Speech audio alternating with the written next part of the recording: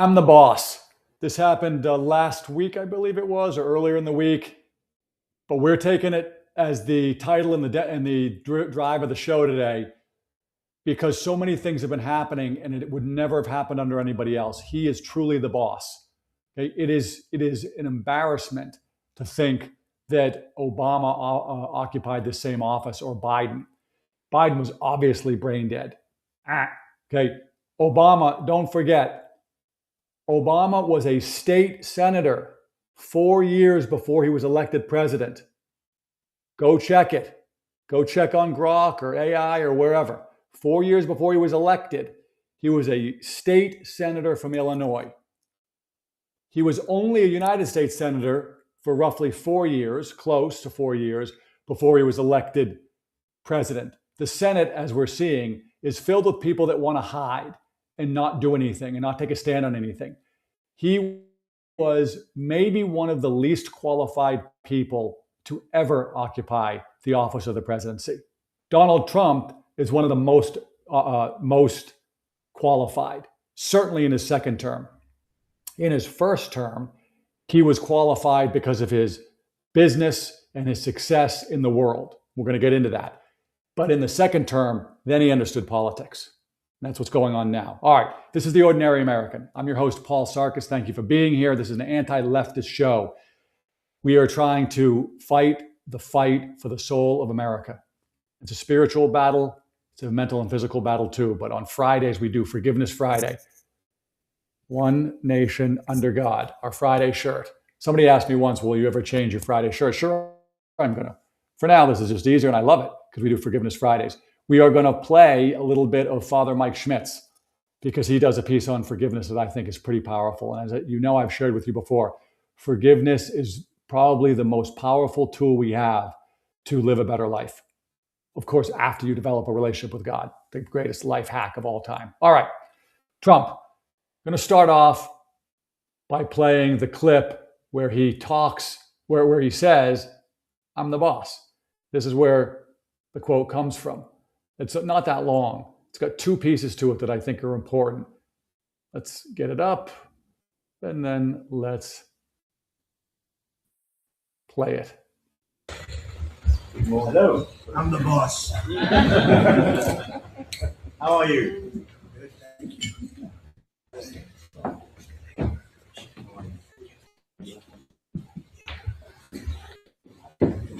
Okay. Thank you, dear colleagues.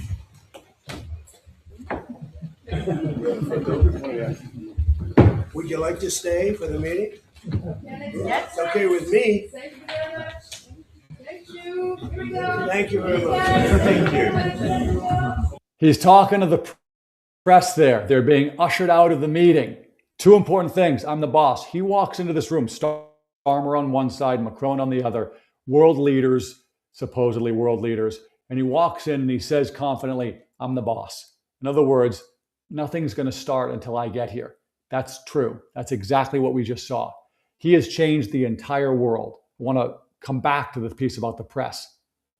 If 10 or 15 years ago we said the Israelis will be fighting on the same side as the Saudis and the Kuwaitis and the people from the UAE and Oman, etc., against the Iranians, everybody would have said you were crazy. In fact, Lurch, John Kerry, used to give that stupid retort where he said, let's just be clear, there is no solution in the Middle East unless it involves a Palestinian state. I'm paraphrasing, and I think I got it mostly right. And I'm looking around still for that state, okay? Single state solution, Trump said, because the Palestinians can't get along. What happened? We got the Abraham Accords. We got Iran is a work in progress. We'll come back to that. Trump is the boss. He has a unique way of solving problems. It started with the rink way back. He was probably doing it before then. But as I've said before, building buildings in New York is a series of unsolvable problems. And he solved them. He was willing and is able to say things that nobody else will say. There's that great clip. I couldn't find it before the show, but there's that great clip in his debate with Hillary Clinton. And Dave Chappelle uses it in a bit that he did in the first term where he said a star was born. You could probably look it up by then. The Hillary basically accuses her, or the moderator says, you took advantage of all the tax codes. And he says, sure I did. Why wouldn't I? And so do her donors. And she was a United States senator and could have changed it and took out all of those loopholes and exemptions and everything else. But she didn't, because they pay her to make those stay in. It's all a fraud. He says it out loud, and he's right. And Dave Chappelle, who probably doesn't even like Trump, I don't have any idea, but he might not, says, I recognized it. That's a star, because he'll say that stuff. Trump is the boss. He's changing everything. He's changing all the politics. Look at what he's doing in the Democrat Party. He's forcing the Democrat Party every day to show its colors as nothing but leftism, pure leftism. That wasn't happening before. Because if you go back and you watch the Obamas and the Clintons of the world, it was a slow progression. Boil the lobster in the pot slowly. Okay, we'll take over. We'll take decades, maybe a century, maybe more, but we'll get there. What Trump did when he came on the scene, because of his personality, I don't know, is they all decided we're going to just go far left right now. Graham Plattner is being thrown out for the sole purpose that they don't think they can win with him in that space.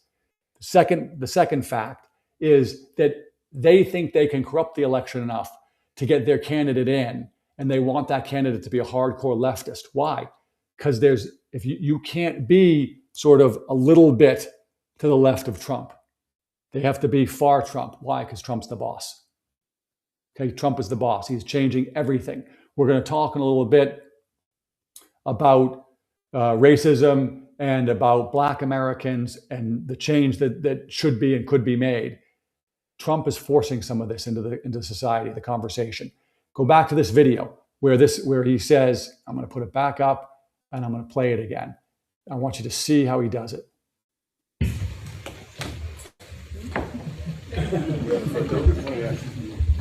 Would you like to stay for the meeting? You see Macron? Look at his face. Look at Macron's face. It's okay with me.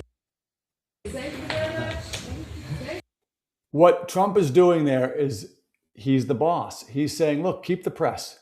Why? The press should see what we're doing. He doesn't care. As I've shared before, he picks the phone up when a reporter from the New York Times calls him at any hour of the day, and he just talks to him for 20 minutes or longer. I'm going to show, I think I might have, I can't even remember. I don't think I played this clip, but I'm going to show, not the clip, but I'm going to show the time of this clip. He was on Air Force One the other day. By the way, as we all know, any plane that Donald Trump is on is Air Force One because he's the president. So it's not Air Force one specific plane. This was the older Air Force One. So, but he's on it. Here's why I'm playing this. And I'm not going to really play it. I'm just going to play the first few seconds. Look at the time over here. Where is it? Oh, you can't see it. Maybe if I press play. It was a long walk to you. Right here. It's about 3 times the walk we used to take, right? I hope you like it. So we had a very good day. Here's what I'm bringing up. 14 minutes. He just walks back there and he's just talking to them. He doesn't care what they ask. There's no filter. People ask him, somebody asks him the question about, you're the number one, which we're going to get into here now. You're the number one, target or something. And he says, yeah, I'm the number one. And he talks about it. And he's calm and he's a leader. He's the boss. He's trying to lead on getting the Save America Act in. He's the boss. He is going to repetition the Supreme Court on birthright citizenship. Just initial review by me, trying to get curious and see what that's all about. It's very rarely done. It's only, I think, succeeded one time in 1950 something, maybe. It requires a majority of the Supreme Court justices to agree to have a rehearing. You don't have to have new information. I don't believe there's any oral argument unless the court wants one, but they don't have to have one. And it happens all, I think, he has to do it within 25 days. Who else would do this? He does it. It probably won't work. It historically has not worked very few times. But there's rumors out there that Amy Coney Barrett, idiot that she was to vote against it, wasn't expecting to see all of the advertisements down on the border saying, come and have your baby here. for a smart person, she's pretty stupid.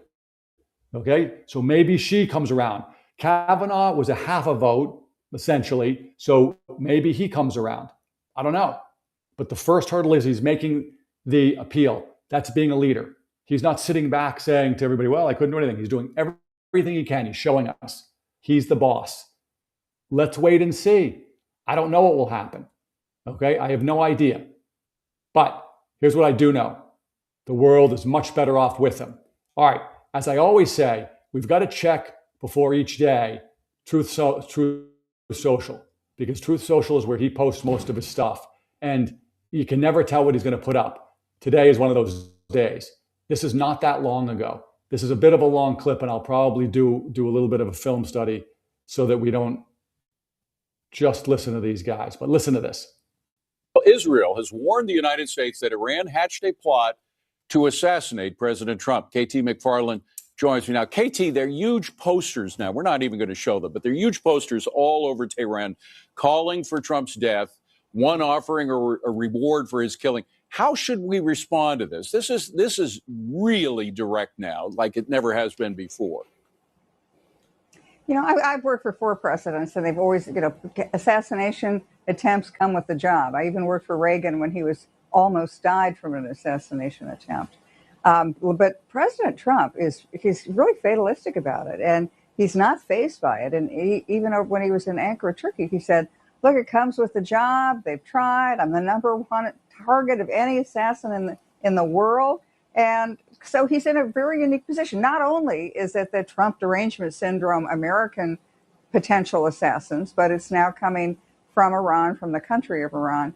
I just think, what do you do about it? You make sure that the government of Iran going forward, whatever the deal is, whenever the deal is, can police its own. And you also make sure that the Secret Service is just as good as it can be, and you continue to have a strong relationship with Israeli intelligence, because they're the best in the world. God bless them. I mean, if it had, for all those people who dump on Israel, of course, a lot of them don't care about Donald Trump. But the fact is that it was that Israeli intelligence, apparently, that prevented this attack or prevented the execution of it. And that's really a good ally when they can help prevent an assassination. Meanwhile, you do have, despite all this, you have the idea of the talks continuing. Rubio, who says enough is enough, which is a good cop, bad cop. The decisions. Yeah. And even if nobody. I'm going to stop that. I'm trying to fast forward. There's some stuff I want you to hear at the end. What they're pointing out is that Trump's a leader. He's the boss. He realizes the heavy is the head that wears the crown. He's going to be attacked. So what does he do? He tells everybody. He doesn't panic over it. He says, he talks openly about it. And what does that do? It shows his enemies you can't faze him. We're going to show his other Truth Social post, which is below this, in a second. Let me just see if I can find this piece on here that I wanted to show. He recommends a decision, he'll take it. What I thought was really interesting, David, is what Lauren was just saying about the price of oil. Watch how the negotiations have affected the price of oil. So before the war, it was about $70 a barrel. When the war starts, it goes up to about $120 a barrel. And that was putting a lot of pressure on the world economy, on gasoline prices in the United States, et cetera. Then you have this ceasefire, and price of oil goes way back down to about 70. And now where are we? What did Lauren just say? $76 a barrel today? No. $72 a barrel. Okay, $72 a barrel, 76 yesterday. So despite the fact that we're back at war, and despite the fact that President Trump has said we're going to hit them hard, et cetera, and we are hitting them hard, oil is not the leverage and the blackmail that Iran had before. Right. Why is that? Because in the period of the ceasefire, a number of countries have started buying American, right? They've been buying oil from Alaska, from the Gulf of America, and American crude oil exports have gone up 30% just since the war began. The other thing is that the Middle East allies, the Saudis, UAE especially, Iraq, they're building pipelines and fast-tracking those pipelines. Right. So with every day, Iran's ability to blackmail the world with the Strait of Hormuz goes down. Okay, that's something critical. We've talked about this. We talked to the great Ned over in the Middle East. Everybody, even I've seen some people who are saying we got to put boots on the ground. Trump's not putting boots on the ground. Why? because it's very risky. You don't know what's going to happen. What he's been able to do instead is he's been able to slowly, by the way, kill more of them, take out more. We just heard the other night that they took out a bunch of the military infrastructure on Karg Island. I suspect strongly that the good guys are going to take over Karg Island, which is the oil import-export area for Iran. Okay, and with every day that goes by that we're allowed, we're justified to bomb them again, what the markets realize, and this funnels through because it comes through the Middle East, is that the Iranians gain less and less and less ability to be the bad guys.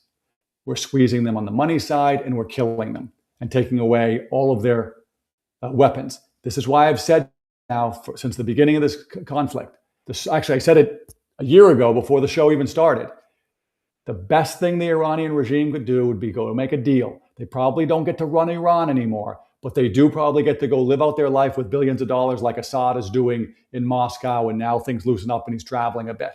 Okay? And instead what happens is they're all bone dust and they're dead, and they're going to all get dead. Okay? All their leverage is going away. We've talked before about the pipelines that are now being built or brought online.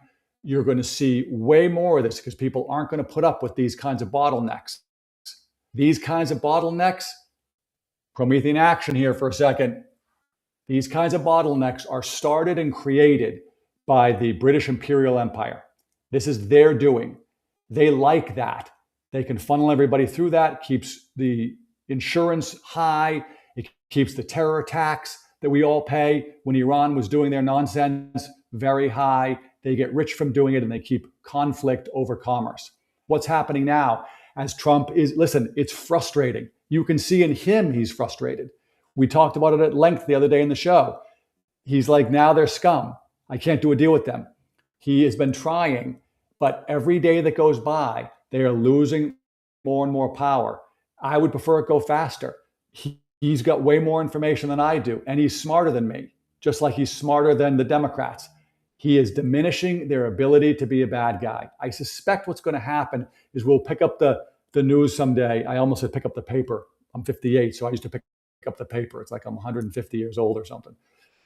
Pick up the paper and see that there's a regime change. And it will be sort of with a whimper, not a bang. Why? Because they don't have any capacity, because he's killed them all, because there's no more weapons. It will be slower, but it'll happen. And hopefully the gas price locally will go down in America. Just another example that he's the boss. No one else ever did this. You can feel it, by the way. You can feel this funneling through the system. There's no more nuclear weapons in Iran, and there's not going to be. You can sort of feel it. It's like accepted now. Nope, no more, no more. All the other Gulf states are starting to, get comfortable with the idea, okay, got rid of the bad guy.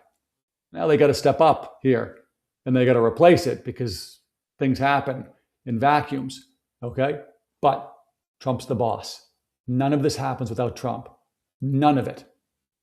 While it is true that we ordinary Americans cannot wait for political leaders to make the change that we need to happen, Trump is making massive changes. Massive. And it would only happen under him. He is the boss. Okay? He is the boss. TDS is real. Too many Americans and others, you could see in Macron's face, by the way, in that thing. And by the way, what an embarrassment. Trump next to Macron. Macron looks like a child, and a stupid one at that. Or Keir Starmer, when he walked in, you could see his face, and Trump pats him on the shoulder. He's the boss. Okay. All right. We're going to transition here a little bit. We're going to get right now to, if I can find it, Rubio. Where is it? Rubio gave a great response. Here it is. Okay. We're going to play it. He what a superstar. I mean, this was Little Hands Marco or whatever was in that first round of Trump repeatedly and Rubio. sexually abusing a 10-year-old weeks ago, a convicted. Get back to the beginning. This is, again, an example of how Trump is the boss. Okay? This is his policy. Let's play it. Just weeks ago, a convicted sex offender and a foreign national was shielded from deportation by the governor of Minnesota. Laotian national Tu Li Wang was convicted of repeatedly sexually abusing a 10-year-old girl in the state of Minnesota. He even tried to pay his victim for her silence, and he called his heinous crimes a minor thing. Just days before this foreign sex offender was scheduled to be deported, Tim Walz, the governor, issued him a pardon, setting him free to once again endanger the children of America. Well, this week I revoked his legal status in the United States, and as a result, federal agents took him into custody, and as of today, he has been removed from the United States. Because of our action, this foreign criminal will never pose a threat to any American ever again. Americans must never be forced by their elected leaders to live alongside foreign sex criminals who have no right to begin with to reside in our country. This administration will always stand with the American people and defend them from violent criminals. Bam. Okay? This is what Trump said in the escalator speech, which many people on the left and the Rhino Republican TDS sufferers wanted to criticize him for, saying, oh, they're not all criminals. Listen, probably not. Okay? Probably not all criminals. But you break a law when you come in here, and it is factually true, and everybody knows it, that most of these other countries willingly and aggressively try to get rid of their bad guys and have them go to our country. Why? Obviously, it's a cost on society to have bad guys roaming the lands. You have to police it. There's crimes they commit. There's a fallout to that. It's terrible. It creates suffering and chaos. It's awful. Get them out.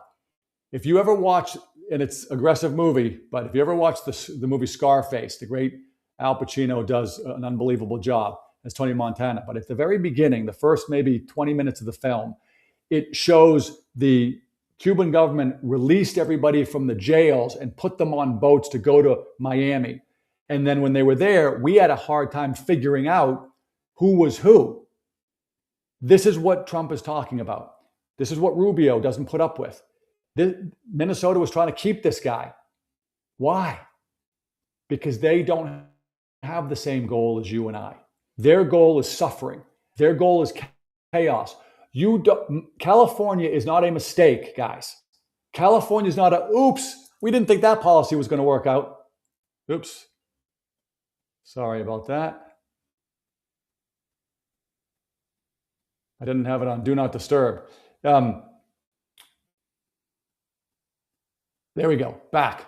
So, California is not a mistake, okay? California is not just like an unintended consequence from a couple of policies. California is on purpose. They got single party rule, they corrupted the system, and they put these policies in, every one of them on purpose. This idiot from Laos or wherever he was from, who comes here and commits these sexual crimes, the Democrats don't make a mistake by him being able to stay here. It's on purpose. We ordinary Americans, we love our flag, we love our God, we love our family, our country. We think that we're talking about policy differences. We are not. Our goal is prosperity. Our goal is awesomeness. Trump's goal, MAGA's goal. That's not the Democrat Party's goal any longer. Now, if you're a Democrat and you take offense at that and you say, how dare you say that I want prosperity, then you're not a real Democrat. Because I bet you when you hear all this leftism stuff, you're kind of like, I don't quite like that. But my dad was a Democrat and I hate Trump and the Republicans are awful. I was always taught that. You've been tricked. That game's over. The Democrats do not want prosperity and awesome. They want suffering and chaos. What Rubio is doing there is he's implementing the Trump doctrine. We're going to be honest and we're going to talk reality. This guy committed sexual crimes. He's out, gone, send him home. And that should happen to every one of them. Instead, what Democrats are doing are fighting, and they get you, not the MAGA people watching, but if you're a Democrat and you jumped in, and I know you're there because I see some of the comments, that's you. You're used to help people like this stay on in our country. Wake up. The entire premise of our show, anti-leftism, anti-Democrat. You need to stop voting for Democrats. The first stage might be just stop voting altogether. We'll take that, okay? At least you're not doing actual harm by voting for people that are pardoning people like this. Thank you. Maybe the next level up on the scale is you really wake up and you start voting. Make America great again. The MAGA movement. The MAGA movement is real. Trump is the boss. He is changing things. By the way, the other thing that he's doing over there across the seas with the rest of the world, and we saw it over the last week, he's negotiating one-on-one with countries. He's stripping out all the power of NATO, the UN, NAFTA, any of these global or regional groups. He's negotiating one-on-one. Why? Because I can do better one-on-one, number one. Number two, they have to think about their own people, not the global nonsense, because then their people get it the worst. He negotiated with Spain. He came out and said, Spain sucks. We don't want anything to do with Spain. Told Rubio right in a meeting with the NATO guy, like, hey, I don't even want Spain to come and visit, or whatever he said. It was funny. And then a day later, or I think it might have even been 12 or 15 hours later, he said, Spain's gone a long way. They're coming around. That's the boss. That's the boss. That's what's happening there. Okay, and I wanted to show that Rubio clip. It's only one guy, but it's the point that the Secretary of State, obviously under the direction of the boss, Trump, saw an injustice and corrected it. And hopefully, more will go out. Hopefully. And hopefully, as more goes out, we're going to find that society gets better and better. California is not a mistake. Mondami in that office in New York City, that is not a mistake. That is what they want to do. We need to wake up. Okay, I'm going to put up something. I don't think I've ever done this. I haven't done the show for that long, maybe four months or so. But I'm going to put up something I put up yesterday. I'm going to hit it again because it is so important and it is a critical part of the American political life.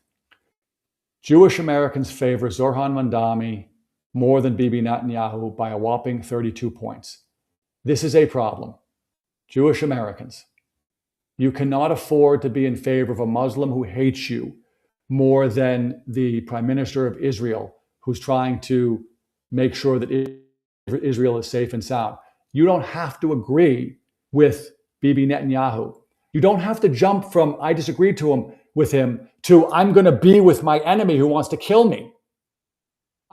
You don't have to go that far. You can just say, I disagree with Bibi Netanyahu, but I'm not going to be with the Muslim that hates me, the leftist Muslim. This is insane. Gad Saad has his book out, Suicidal Empathy. He talks about this all along. That is the kind of idea that destroys, a people. You cannot afford to have this. Very bad. All right. I'm trying to find, this is one thing. I'm not really going to play too much of this, but it gets back to who's the boss and what's going on. Okay? Let's see if we can get this up and hear a little bit about this. Where is it? Hold on. Okay. Sorry, guys. Here we go. ICE agents in Houston. ICE says he was here illegally and tried to ram an officer's vehicle. He was killed, this Mexican. His family tonight disputing that account, and the FBI is now involved. John Quinones from Texas. Tonight, growing outrage in Houston after a man was fatally shot by an ICE agent after officials claimed he rammed a federal vehicle during an attempted arrest.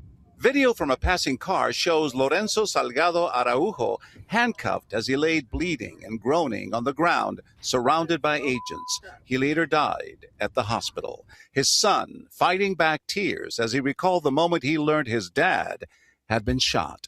I saw a video posted on Facebook that he had been shot. I recognized him immediately. Not from his appearance, but from his voice, crying for help as he lay on the street, bleeding out. Homeland Security says Araujo was in the country illegally, that he weaponized his vehicle and was shot after he refused to follow commands. The family said... Okay. Tragic. Terrible. Don't like to lose any life.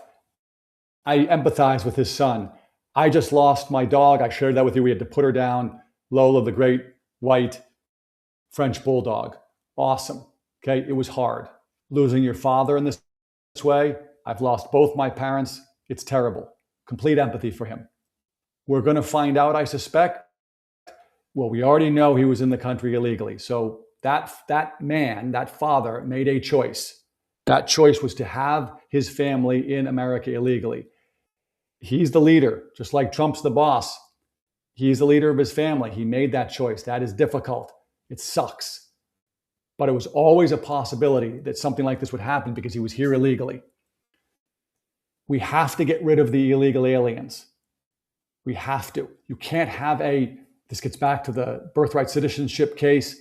You cannot have a country. We played and showed the data that 30% of and it's more than this, but 30% of the cost of housing going up has been contributed to the illegal aliens. You obviously can't have millions of illegal aliens come into the country. They got to live somewhere. That's going to increase the demand for housing. If our federal government, which they did, start to funnel our tax dollars to them so they can get, for them, free housing, it drives up the cost for us. So while they print away the value of our dollar and the purchasing power of our dollar, they're stealing the dollars that we have to pay them in taxes and driving up the cost of housing. That's insane. Itchy nose. It's terrible. But that's how they report it. You see how they're reporting it? Everything's slanted away from probably the truth. We'll find out because the Border Patrol definitely had cameras somewhere. So we'll find out. If he rammed his car, you can't do that. And if you're here illegally, you've been given the opportunity. Go, get a ticket, get some dough, and we'll send you home. Reapply. You got 25 years or 30 years, whatever you got. That's more than most. Okay? But it is not okay and it cannot work in this country. You cannot have, obviously, stealing of our money to fund everybody that they want to stick into the country. And all of you young people that are out there thinking that this is terrible, this is your future. These people are taking your housing and your jobs, making healthcare more expensive. If you want help with that, this is what it looks like. You cannot have a country with no borders. You certainly can't have a country with no borders and give away free stuff to them. And wake up. This is not compassionate. The Democrats are using this to gain and maintain power. And you're the tool. And you're the tool. All right. I want to leave plenty of time for Father Mike Schmitz. And so there's a clip from, where is it? The great Thomas Sowell. There it is. Okay. This is an economic clip. We're going to play it because we're going to also play a clip after this from Rogan. All right, hold on one second. Boom, boom. There it is. Go. Most people have not recognized the fact that if you go back into the 20s, you find that married couple families were much more prevalent among blacks then than today. You find also, incidentally, that the blacks had, as late as 1930, blacks had lower unemployment rates than whites. So all these things that we complain about and attribute to the era of slavery, those things should have been worse in the past than in the present. Right. But in fact, they're worse in the present than in the past. And I think if you want to look for a turning point, it would be since the 1960s. And what happened in the 1960s? Oh, you began to have not only the welfare state, you began to have the mindset that goes with the welfare state, so that there was no stigma any longer attached, for example, to being on relief or welfare. And so, but why? Well, illegitimacy is exploding now among, it's high among Hispanics, yes, and it's exploding among whites. But the Moynihan report, when was that, Tom? Oh, in the 60s, 64, 65. When Moynihan talked about the illegitimacy rate among yes, blacks, which was exploding then. So what if the welfare state changes the way Americans think? yes, Why did black Americans prove susceptible to that change first? Because they were poor. I don't think that many Asian American girls who are preparing to go off to Stanford or Harvard are going to say, hey, I can live on welfare. Why should I abstain? So it's nothing to do with slavery, or at least it's less to do with slavery than it is to do with what with the government. With what I can't find the Rogan clip, but the great Thomas Sowell, genius. You can never read him, listen to him. Any moment you spend in and around his work will be one where you will be grateful that you did it. Okay, there's never a bad moment for it. What he has been saying, and he's been saying this for generations now, is that we're ignoring, which obviously is true, all of the sort of cultural and societal stuff, and we're saying it's slavery. It's not. Okay, and I had a clip, which I can't find, which was of Charlie Kirk talking to a young black man. And the young black man was saying, basically racism, et cetera, and slavery. And Charlie Kirk was saying, you are at a university, because that's where he was speaking, in America. You have all of the privileges in the world. What are you doing? You are not held back. Okay, you are not. And then I got to bring it up. I can't really, it's from Grok. Okay, the great Booker T. Washington. If you haven't read any of his stuff, I highly recommend it. Up From Slavery is a very short book and very easy to read and worth it. You probably do it in a night if you're a good reader. If you're like me, it'll take you a couple of days. Okay, let's read this together. This is the full quote as it appears from Up From Slavery in chapter 1, A Slave Among Slaves. Then, when we rid ourselves of prejudice or racial feeling and look facts in the face, we must acknowledge that notwithstanding the cruelty and moral wrong of slavery, the 10 million Negroes, so this is, after the Civil War, so 18, whatever that said, 1901. So after he was born a slave, and then the Civil War happened, and he was freed when he was young, I think 5 or 6.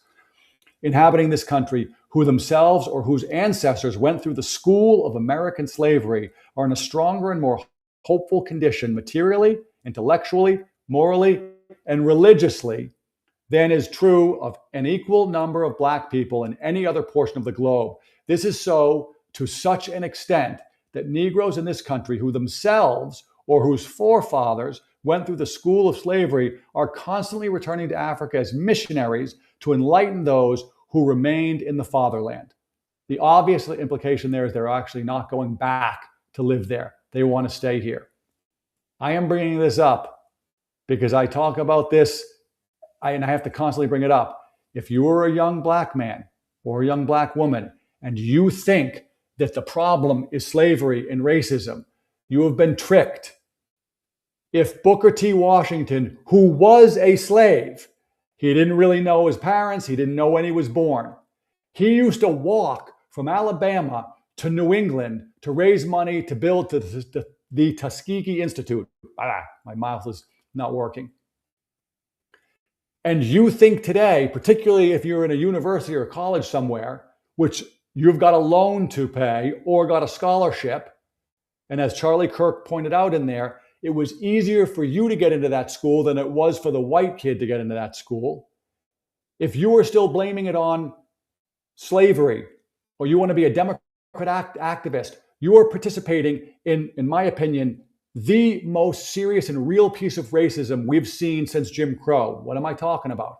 I'm talking about the Black schools, the schools in the Black neighborhoods. Everybody knows and understands. It's just a total understanding that nobody questions. In any city that you go into, most of the time, the worst schools are the Black schools. Why? They're totally controlled by Democrats.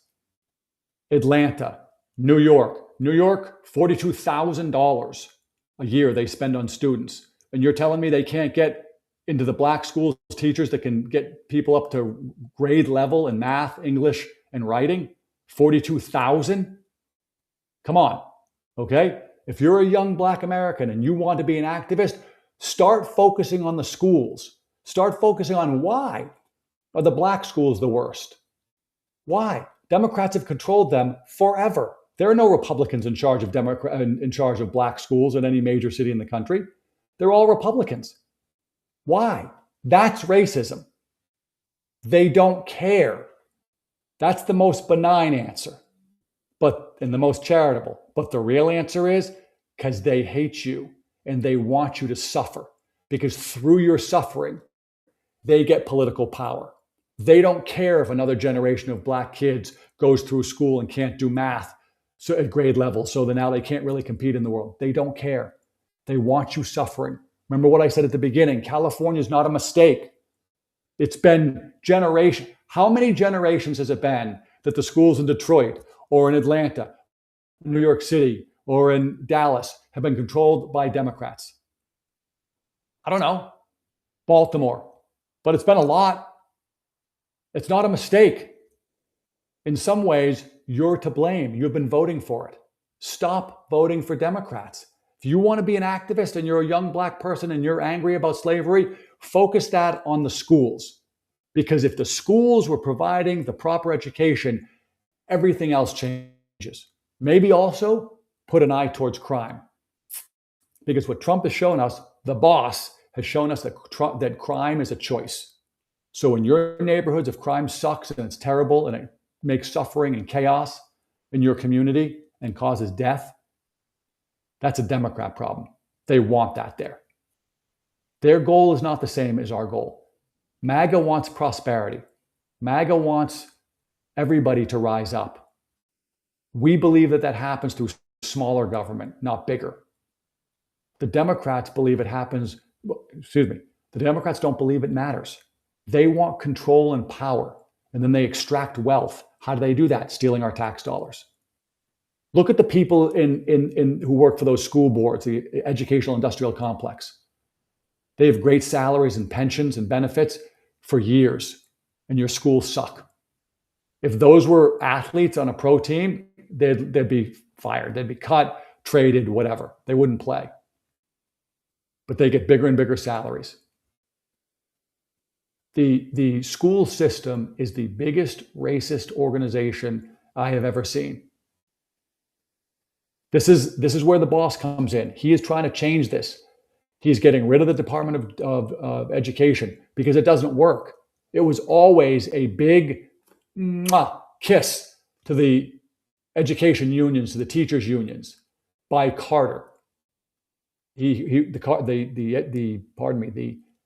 teachers unions helped Carter beat Kennedy when Kennedy ran against him. Okay? Wait, do I have that right? I might be one first. It was in Carter's first run before Kennedy ran against him. He used the unions, so he owed them, and then he did it. And if you look at the data, the grades have gone straight down since then. Why? They don't care. It's about funneling money back to Democrats. Wake up, guys. Wake up. Wake up. All right? The boss. He is the boss, and he is trying to fix it. You should be on board with it. You can start by stop voting for Democrats. That's the first step. Just stop voting for them. By the way, Black Americans, if you suddenly could marshal all of the voting power that you have and right away voted out everyone who's in office in your cities, everyone, put in Republicans, put in MAGA people, every single one of them, watch and see what the change is. They keep on telling you, we need more power, we need more of this, we need more of that. No, they don't. They've had all the power in the world. How many more votes than all the votes can you get? All right, we're going to move on. And as you can see, I need forgiveness, okay? Because I got to forgive Democrats. But Father Mike Schmitz is going to talk to us about that here. I shared a couple of times my own journey with forgiveness. It's been very difficult. I grew up idolizing my dad and just thinking he was the greatest in the world. And then as an adult, we wound up with conflicts, and I really had to work hard at forgiveness. By the time I figured it out, he was very sick and really couldn't respond. I still took the opportunity eventually. I almost chickened out. I was this close to walking away the last time I saw him without telling him I forgave him and without actually forgiving him. It's been it was a powerful moment for me, and I have to go over it daily. It's not a one-time and done thing for me. Father Mike Schmitz talks in this clip about some of these issues, and I want to play it. It's a little bit long. It's like 4 minutes long, so I might break it up. But let's give it a shot. Forgiveness is one of the hardest teachings of Christianity. It's one of the most essential. Hold on, that's how I was listening to it. You guys don't want to hear it at that ridiculous speed. We want to take this in. I think people think other things are harder than forgiveness.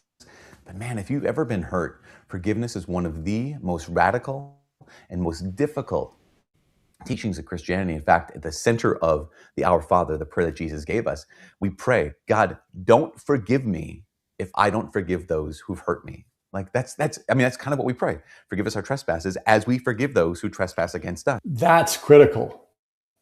That's critical. We are committing, we are making a promise to God. And so you realize like the stakes are really, really high when it comes to forgiveness. And so what happens is this, is a lot of times people struggle with forgiveness. Like, what does it mean? So I want to tell you what it means, or a little bit of what it means. First thing, forgiveness doesn't mean you're no longer hurt. Forgiveness doesn't mean that you have to be friends with this person again. And forgiveness doesn't mean that you trust them. Now, again, those are huge things. Sometimes people think that forgiveness means like, okay, I mean, it's okay. I don't feel bad anymore, or I'm not angry anymore, or I feel like I've forgiven them. You don't have to feel like you've forgiven anyone at any point, because forgiveness is not a matter of feeling, it's a decision.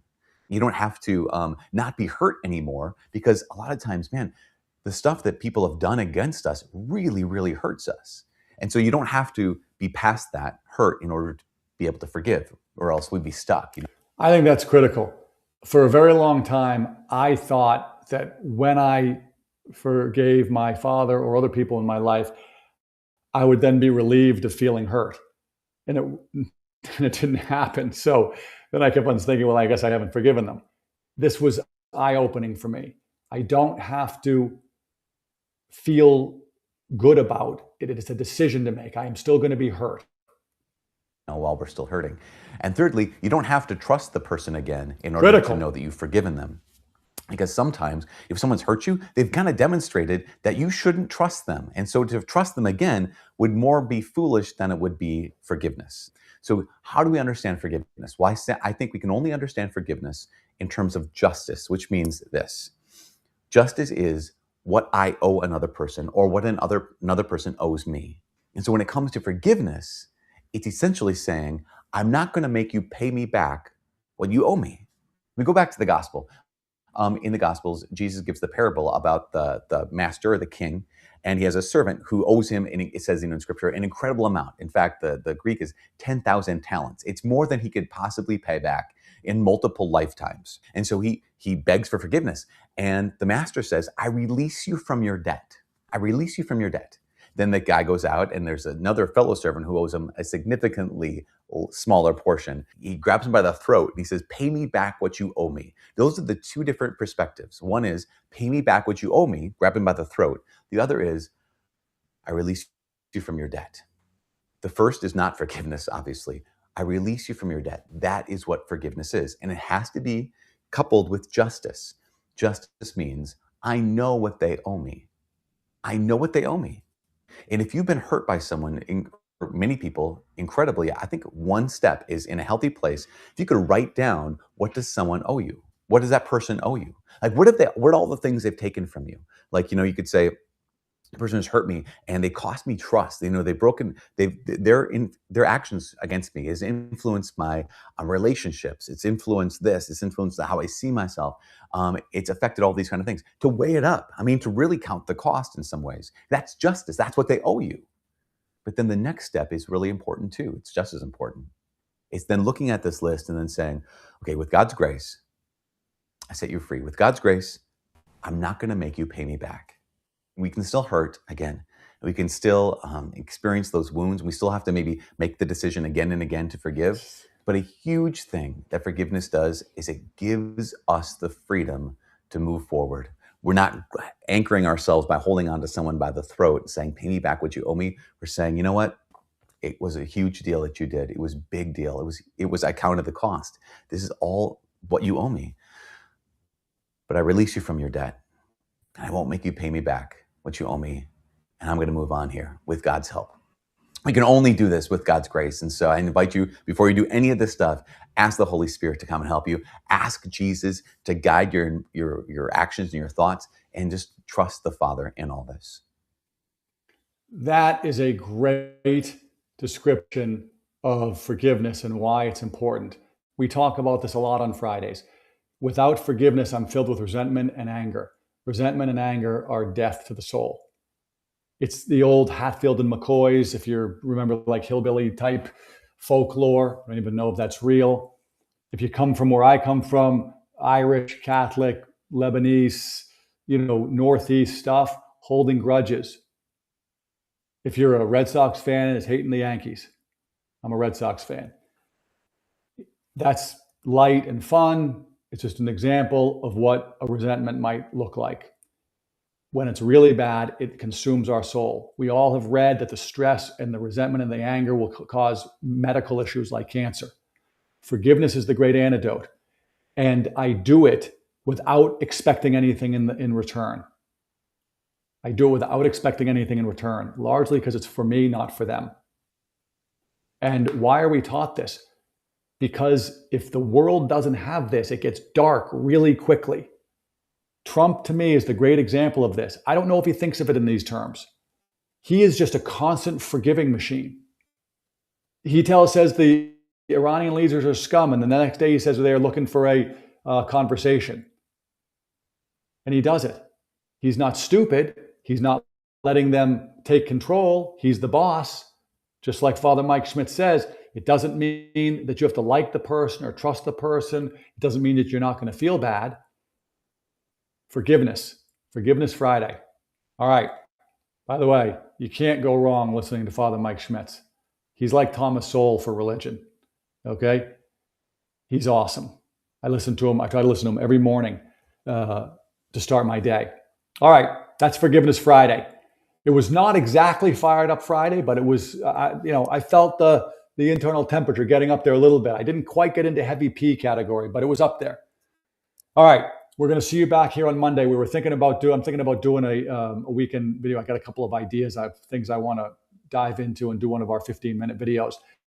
If you've got any ideas of things you'd like to see, fire away. The Ordinary American at proton.me or on X, The Ord American, either place. And most of everything we share on here, we'll put in the thread on X. So check it out. Please like, subscribe, and follow. Share this clip. I want the Democrat voters to watch this. I want as many of them to watch this as possible. Send it to your child if they're a young person who's leaning to the Democrat side, to the left side. Send it to them, okay? If you got a coworker, send it. I grew up in Massachusetts, spent time in LA, almost 20 years, okay? I have lived and been with almost exclusively Democrats. In my political world, I've only worked for Democrats. They're my friends. I have lost friends. They have chosen to unfriend me. I can handle being friends with people who don't agree with me. Send them my way. We need to convince them otherwise. That's what this show is about. All right. Thanks for watching. The Ordinary American. Father Mike Schmidt says, I'm praying for you. Please pray for me.